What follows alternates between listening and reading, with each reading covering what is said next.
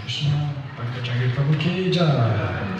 I just remembered one quotation by Srila Bhakti Siddhanta Saraswati Goswami, that one should not criticize anyone, and one should not praise him. But if we have to say anything, only praise him. Especially a deserving Vaishnava who sacrificed and dedicated his whole life to Vaishnava culture, spreading Krishna consciousness, and helping the mission under the guidance of Srila Prabhupada, and had very first encounter with Jananivas Prabhu was 1984. I was just a young brahmachari, and I just became the head of the deity department in Sydney for Radha, Shishirata and Gopinath. And I was very eager to learn about the procedure, how to actually worship the Lord properly, without any speculation, without any changes. I was very particular and sincere.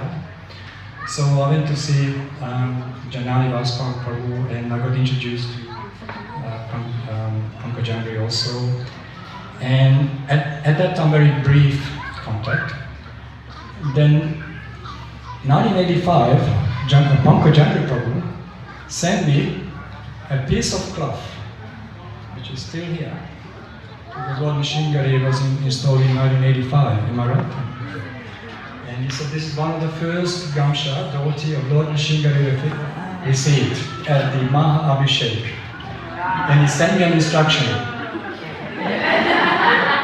He said,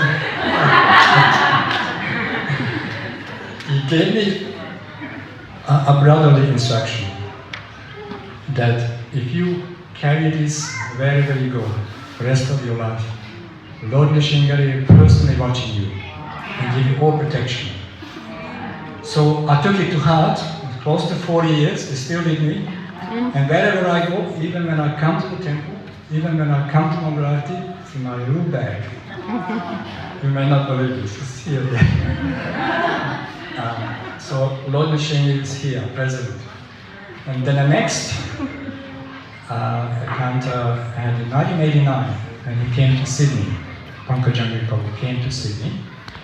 And he told me that he came to renew the visa for Jananivas and for himself, because they looked the same. And in those days, there's no facial recognition cameras. It's only photograph and signature. They looked the same. So every time he came a couple of times, he got the visas. So he, because I was the head pujari for Radha Gopinath, very fully engaged in those days, cooking and all that, he asked me personally, can I do some service to the deities? Because they're very famous deities. Srila Prabhupada's personal beloved deities, installed in 1971. I was invited for this big festival coming down a couple of weeks time. And I said, I'm cooking the Raja Bhog almost every day, so please do the Nunati.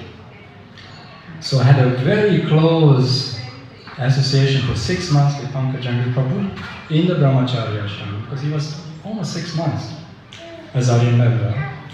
And he was very kind to me. He always felt like he's an elder brother. I was very young, I couldn't see clearly the great fortune, but I was very humble and respectful to him.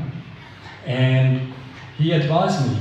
He came a bit earlier, and he was calling Yamuna Devi cook for Prabhupada in the 70s.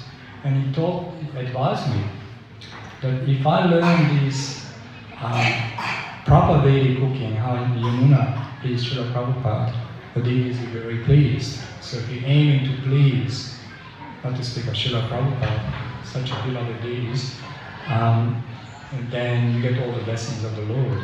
So from that on, I was very particular on learning the techniques of different style of cooking. Not that I was any special cooking, but I was very sincere. And then he happened to be there for Radhastami.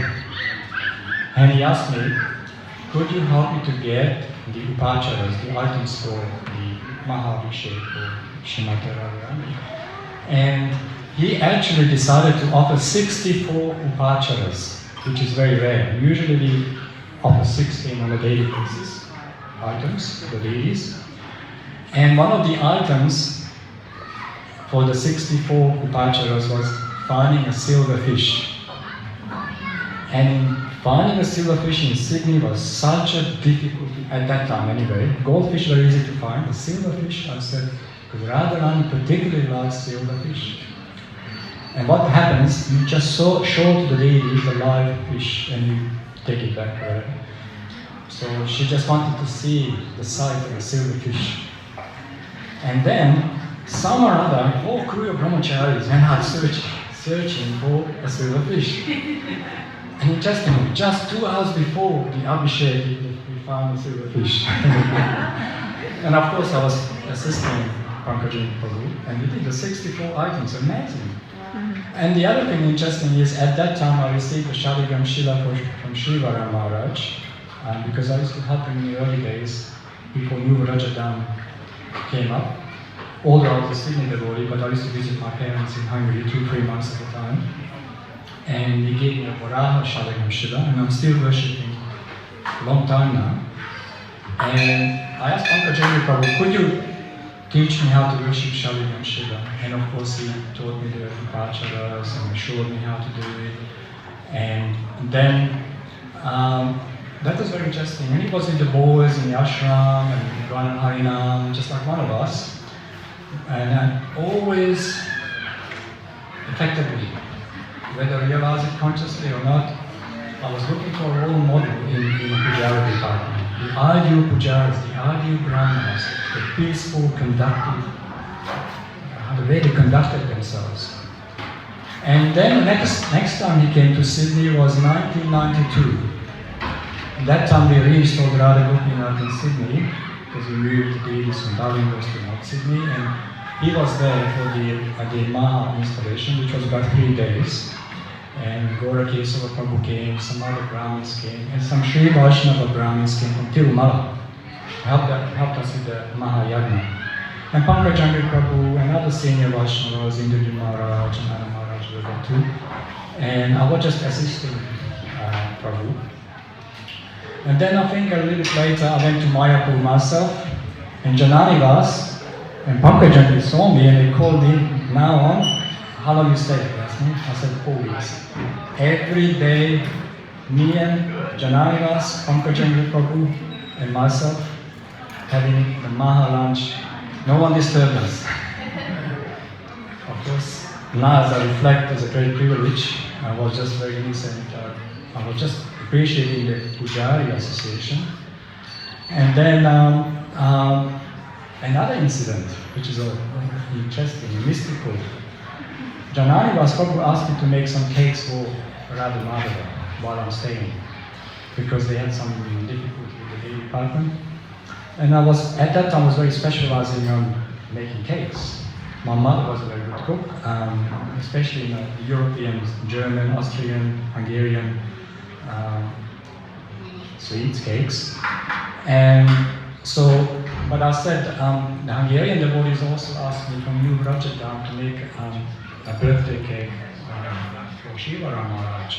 And I said, I asked the permission of Jananivas, can I make a couple of extra cakes for Maharaj also? He said, no problem, use the kitchen.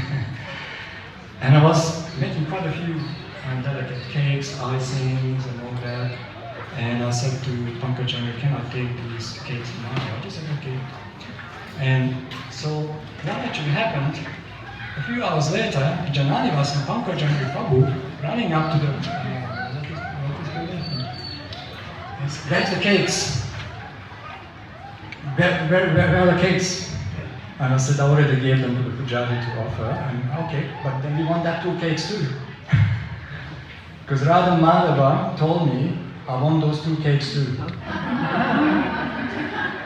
And then it all happened in front of Shiva Maharaj, just before they offering the cakes to him. And Maharaj was laughing, of course. And they grabbed the cakes, both of them just went out of the room. That was my last experience with Pankajangri and Jananivas.